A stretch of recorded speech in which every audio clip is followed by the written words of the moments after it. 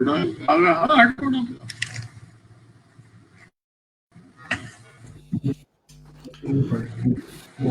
Hi, Farhad. Hi guys, how are you? Can you see me and Hello. hear me? Hi. Hi. Hey, how are you? Good. How are you? Hi. Let me adjust my camera. Yeah, I am So fine. good to How are see you. you? Good to see you. Yes, good to see you. Yes. So finally we meet after trying really hard and schedules our times that we can all be in the same frame that although we all are free in terms of not going to the offices but working from Yeah, home. But again, time is a precious commodity. So thank you very much, David, for taking time out and no problem. talking and giving us the time to talk. Ladies and gentlemen, today's is the first session on PMIA. Although it's the second session that we are doing in this campaign of We Are Stand Together, We Are Stronger Together. And David is a true friend, a colleague, a past CEC member, a great mentor and coach who is a social media celebrity in Malaysia. And people are dying to, uh, people are in a long queue to get consulting services from him. So just jokes apart, and let's begin this. And we also have a co-host, Rabia. Rabia is a very dear friend, a colleague, a PMIEF liaison, and a very experienced educational professional and a project manager professional. So over to you, David. So would you like to enlighten us about your brief introduction of yours? Um, thanks for inviting me for this session. I'm a project management trainer, and I also a coach for project management. So I was a PMIEF community engagement committee. But I hand over the role now to Farhad. So I hope Farhad is catching up the role and doing well on that role now. Yeah, I'm just doing. Whether I am doing well or not, let's talk it about after the session. So, Yep, that's for me. so this is okay, Rabia. So, if you would like to start, please. So, first of all, thank you so much, David, for giving us the time and the privilege to have you, for this online session No and problem. taking our initiative forward. So, I'll just start with, beginning with the professional coaching thing. What do you think the importance of professional coaching at this time of COVID-19? How it helps? What is the role of professional coaching at this point in time? Mm, that is actually very good questions, Rapia. The thing is that um, currently the work is actually quite uncertain. Okay, if you want to use the word vocal, it will be quite volatile.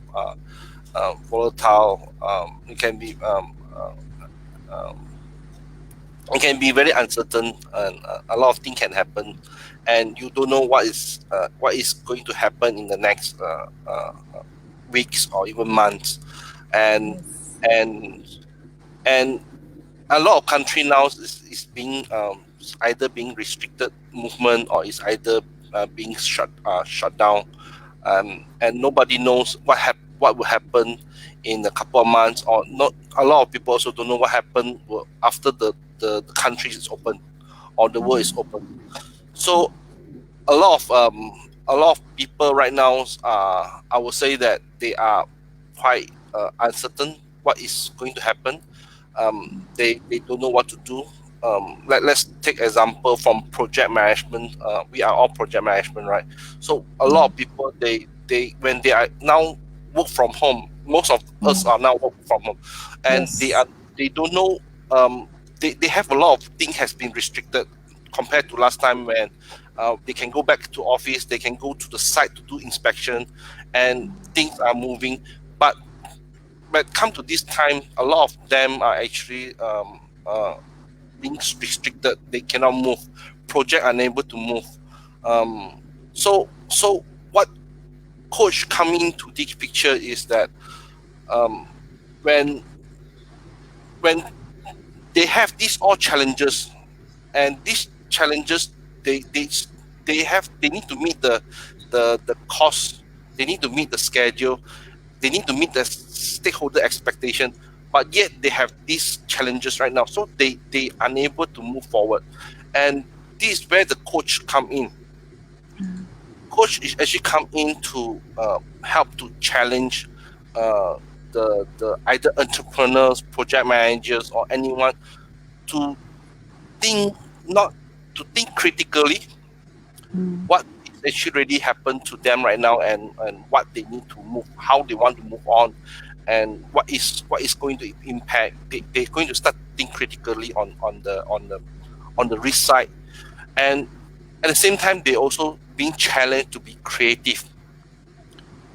Creative is the now what we need to do is very creative, because with all the things that's happening, we need to very not just creative, but I think we also need to use this word, agile. We have to be Yeah. very agile into it. So so coach is now very much important, and especially in the project management arena. um, they are now coming in to help the project managers, to help the project team members, to challenge them to challenge them to move forward, how they want to move forward, and how to get them to manage the situation better uh, from the project point of view. Uh, yeah. Okay, thank you very much.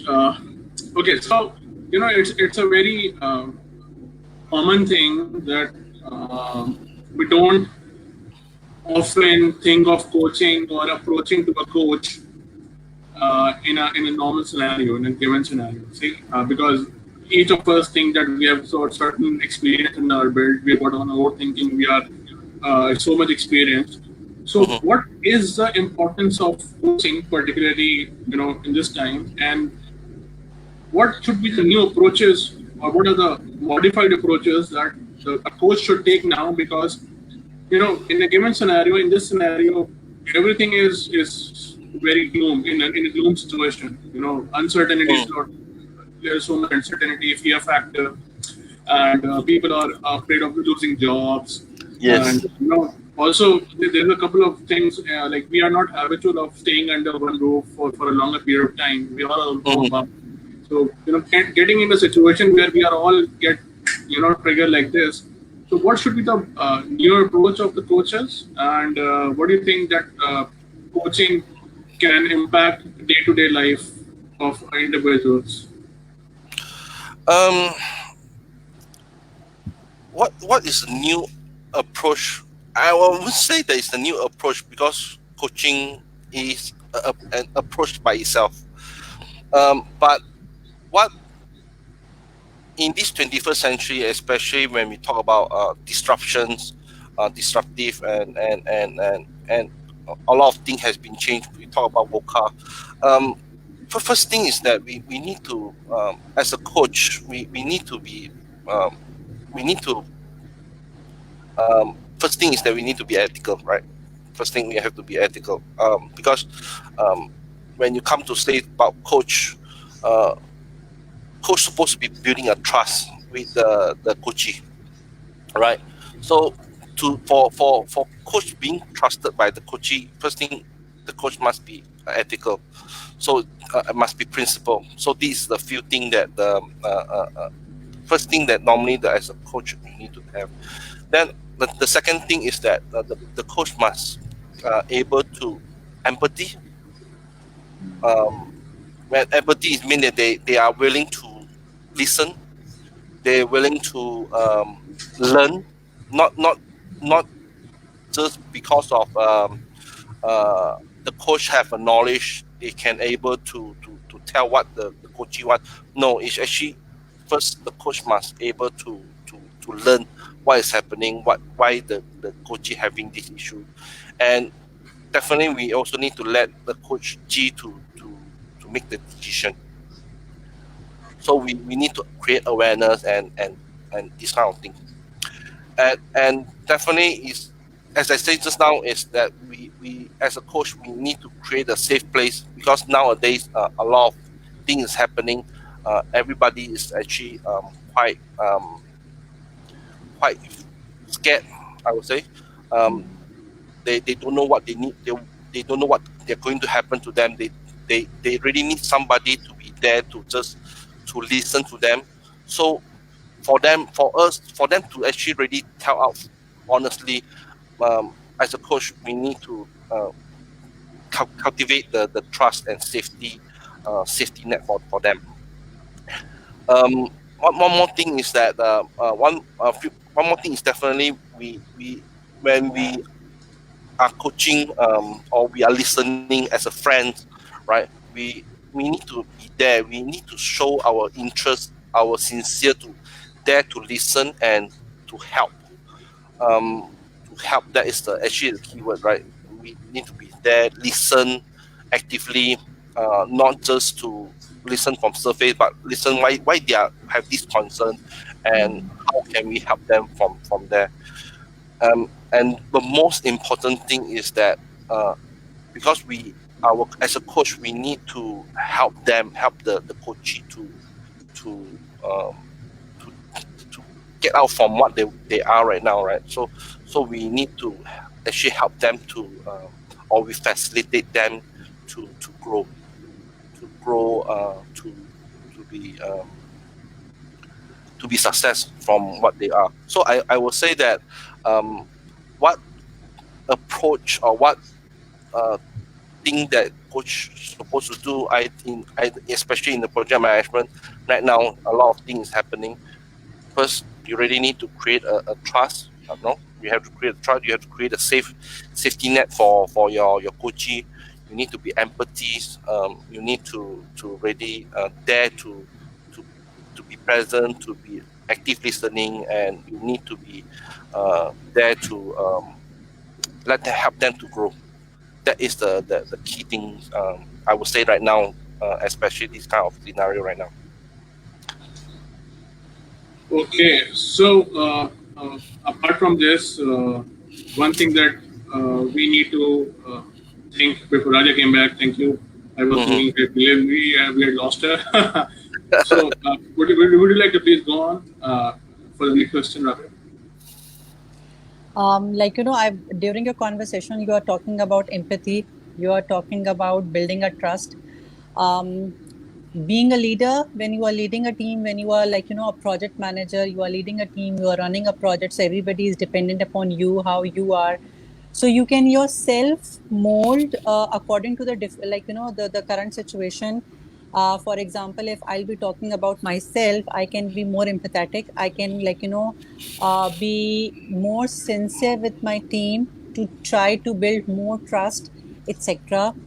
But what if I'm a subordinate, and people at this point in time working from homes, and we are dealing with the bosses, kind of leaders, call themselves leaders but they are bosses. So how we can work with them to to make themselves our coaches, to be more empathetic with us instead of us building a trust with them. So we can do our part, but how to make them a part of the team. So it's Okay. very different to make our boss, our line managers, to do this kind of a thing. And I guess many of us, who will be watching us at Facebook Live at this point in time, would definitely be dealing with this kind of a situation. And I'm one of them. Okay. Okay. So I want to just to emphasize one thing. Hmm. The boss are Hmm. actually a human. Yeah. They are also a human too. Okay. Um, they may look tough in front, but actually at the back they are also have a lot of worriness. They have a lot of things they need. They are stressed. They need to plan. They Yes. have a lot of things. They need to take care, not just the subordinate. They also need to take care about their stakeholder, and they need to take care about their bosses. And I'm not sure about. I think all of us are project managers, or now, or Agreed. even past before. We have been experienced that. We have experienced that we have our team members that we need to take care. We also need to take care of our client, our stakeholder, our vendors, and we also need to take care of our uh, Everybody, yes. everybody on top. So if you stand from the boss, the the manager's point of view, you probably will know that they are actually also quite stressful when they are coming to things, and sometimes they because they are taking too much of things. We also need to be mindfulness that what is happening to them, and we also need to also sometimes need to be empathy with them. Mm. One thing that I'm currently practice is actually called servant leaders, right? And Yeah, servant leaders, it doesn't make sense saying that the servant leader is only meant for the leaders, but the servant it leader could can be be anybody. practiced by anybody. Yeah. So at these current situations, especially when the company are not only just the individual, but the company also facing a greater challenge right now, I believe the managers now right now are actually having a lot of uh, concern they have right now. They have a lot of challenging right now. So as us, we can do is that um, we can always start with empathy, right? Understand what are they right now? Are they okay or not? Are they feeling well? Um, is there uh, anything that we can help?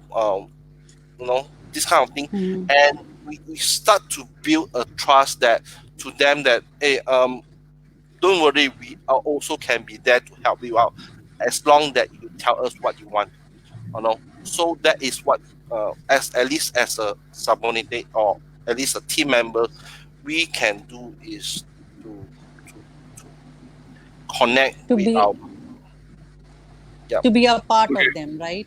to be a part of them, So yes. then, yeah. So that is something that we at least that we can do. So once they know about some, at least that they know that they still have the team with them, at least this is thing that we can move on together. I believe all of us are now in the one same boat. We want to make sure that Yeah. our boat are actually Yes. reach a destination safely. Mm. Okay, so taking a leaf out of your both conversation, Hmm. one of the things that we almost everybody had ever faced in their lives or currently facing in their life is a micromanager as a leader or boss Hmm. who doesn't trust people. So how do you approach guys for to coach such guys who can be effective, who become effective leaders during this time, this during this disruptive time? See, because we are like linked like a chain, right? So Hmm. if one of us is not functioning properly, so in this critical time, the whole system can collapse, or even organization can collapse, or individual can collapse. So how do you go about coaching such guys who don't believe in first of all coaching? They think that they know everything, and they also need to create a synergy with their team. Mm. I will say that no one like to be micromanaged because micromanage can be a very stressful kind of active task. I'm not sure whether you all notice, but I, I, I do encounter some of people that actually are micromanage people, and micromanage is not an easy thing, and I don't think anybody like to micromanage. The Why they are micromanage is because they they don't have the trust, they don't create the bonding, or they haven't formed a team. I would say, right? We haven't formed a team. When they haven't formed a team, they will then start to micromanage. For me as a coach, or especially a project management coach, I will first to ask them what is their what is their uh, what is their how to say, um, what is their biggest concern when it comes to team management, right? And first, even before I need to do that, as I say, we need to build a bond because these people, when they micromanage, definitely they don't have a trust, right?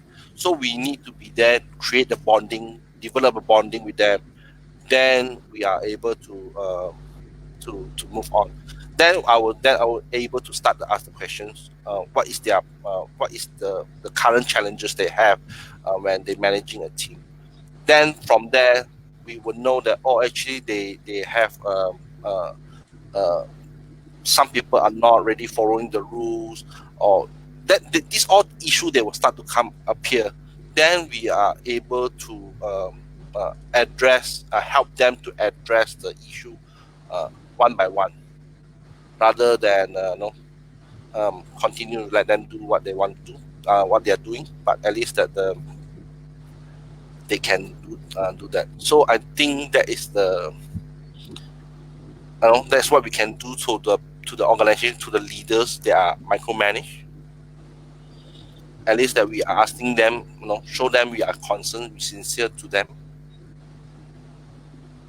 Okay.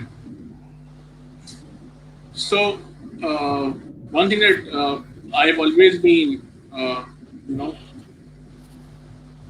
itching to ask is, what is more effective? It is skill coaching or is interpersonal coaching?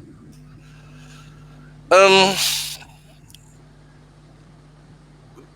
when you come to skill coaching or interpersonal coaching, actually, coach is a coach. Either you are skill coaching or interpersonal coaching, you are able to coach when a scenario come in front of you. I do have coaching with managers. We're supposed to be coaching on the project management, but when we have a conversation, he's actually talking about his personal issue, because his personal issue are the one who disturbing his job, his performance. So I will then go into a life coaching rather than project management coaching. So as a coach, you were able to coach whatever the scenario come into the picture, and you need to prepare for that kind of scenario. So that is interpersonal coaching. But when it comes to skill coaching, one thing good about skill coaching is that we know the process, we know the techniques, we know the skill, we know the knowledge. So when the skill knowledge come into that picture, when a person having some issue or some challenge, or they want to do certain thing, we as a skill coach, we normally we know, we have that idea what is going to happen. But the more important thing is that, do the coachee know what is happening? So what we are doing is that we are challenging them based on processes or based on the certain knowledge or skill. So that's what skill, the advantages of the skill coach. But I also see some disadvantages from there, which normally skill coaches need to learn how to control. Is that sometimes we have too much of skill knowledge. We tend to create our own judgments into that particular issue. That is something that as a skill coach we need to learn how to refrain from provide that judgment. So that is one thing that different between a skill coach and interpersonal coach. Okay, very nice. Yes, please. Okay, so my next question would be that at this point in time, we got to know that what coaches should be doing at this point in time, whether at any level they are working on, in a project or in an organization. We are working to struggle with the COVID-19 at this point in time, and maybe after some time we will be working with the post COVID-19 crisis, challenges or issues. So what kind of positive changes does a coach can bring in to their projects or to the organizations or to the community, etc.? Not normally as a coach, the one thing is that coach are there to expand the mindset of a coachee. right? The, expand the possibility of coaching for them to perform, for them to achieve what they are desire uh, want to achieve. Um, either they is an individual or either it's organization. That's what the coach are there to help coachee to expand the mindset. And and because there is a lot of challenges, especially I will definitely confirm that that will be after the post COVID-19. There's sure there will be plenty of challenges coming into picture, and and and I believe a lot of people, especially the leaders, they are already start to foresee. But the problem is that they will have some uh, difficulty to address it because they probably have some limiting belief, or they probably have some bad experience before. They definitely have that challenges with them. So as a coach, one thing that they will bring positively to the coachee is that they will help them to expand, to help them to transform to the next level by helping them to remove all these limiting belief, these kind of constraint challenges they have in their mindset.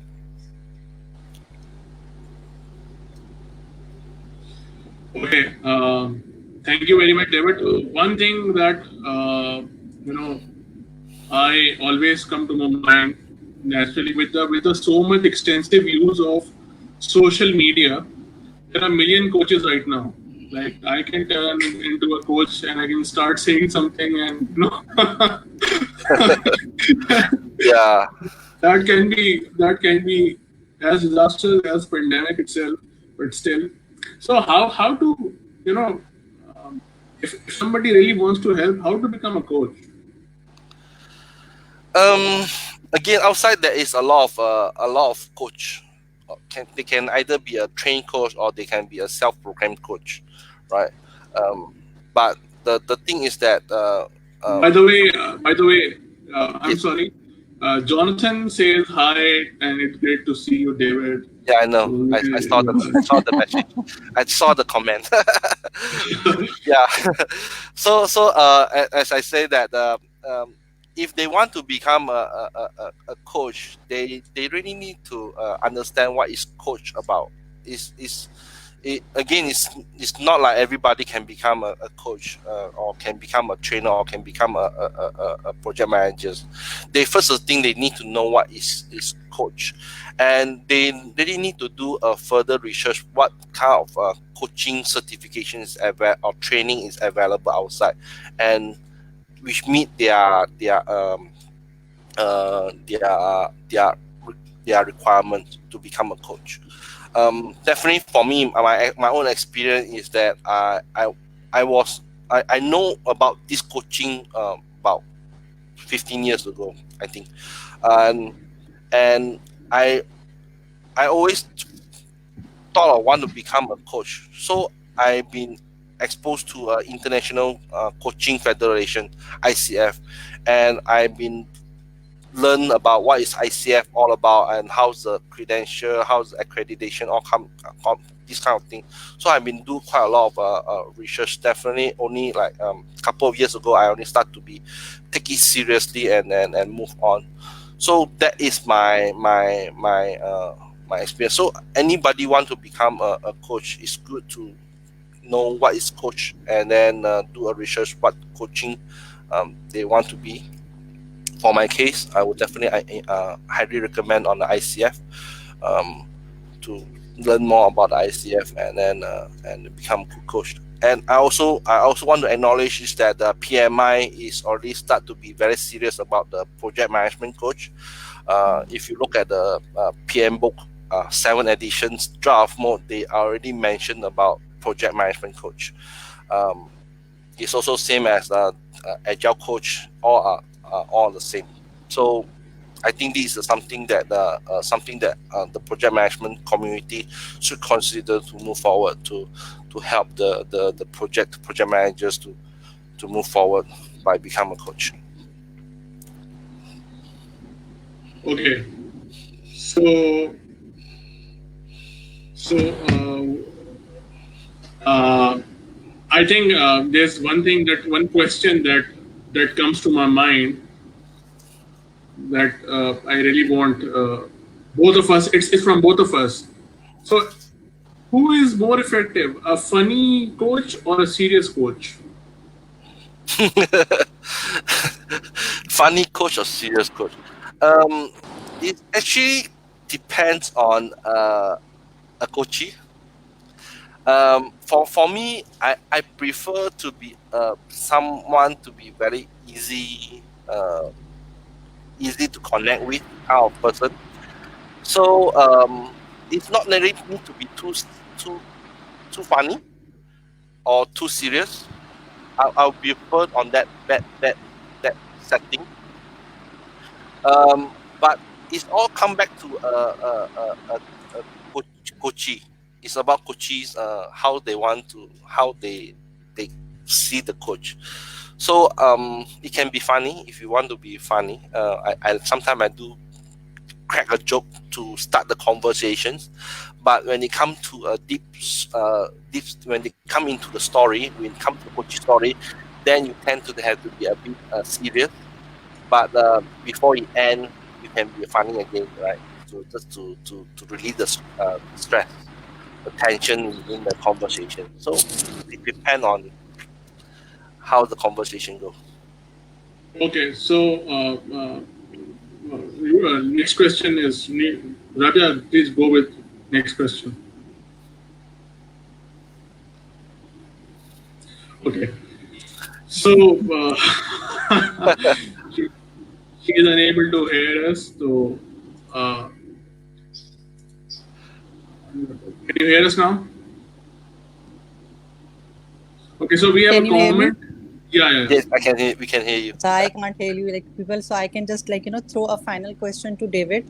So it's just that the coaches could be of different auras in an organizations depending upon the organization or the team structure or the culture, etc. So there could be a serious coach and a funny coach as well.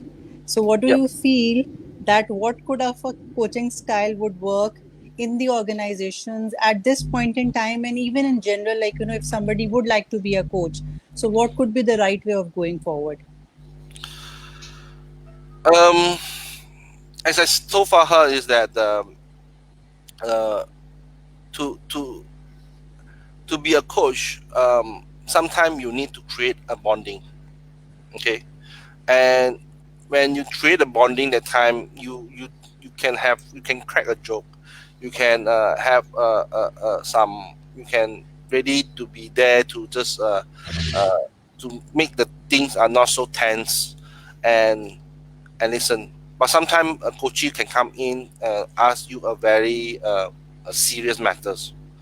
So when the coach come in and asking to have some serious matter, then crack a joke is not longer a thing.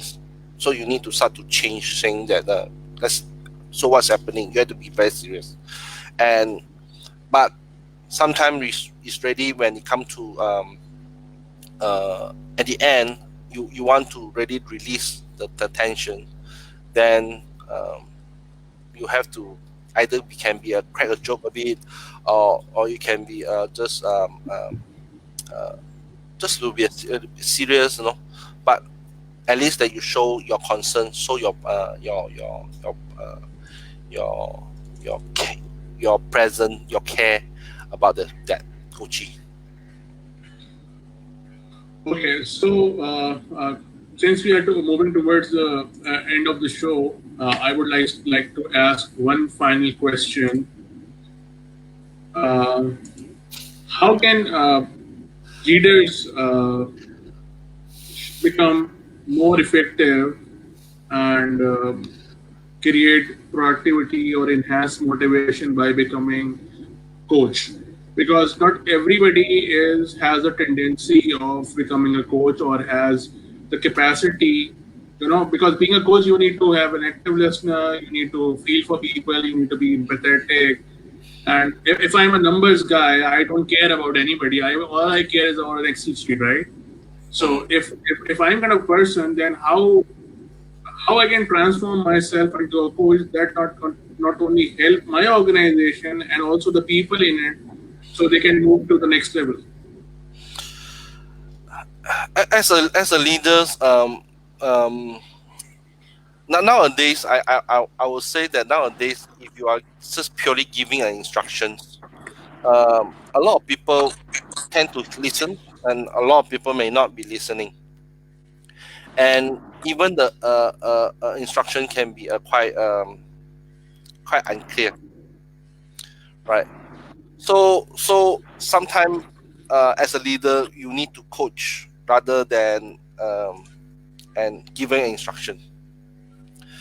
So if you if a leader can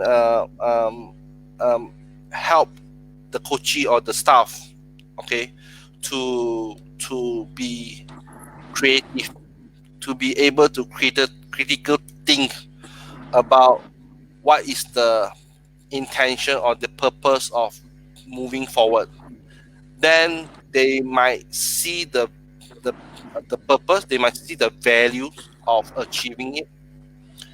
And sometimes also leader can also uh, coach the team members to be creative, think out of the box, and you will be surprised. Sometimes the team member will give you a lot of creative ways of achieving it.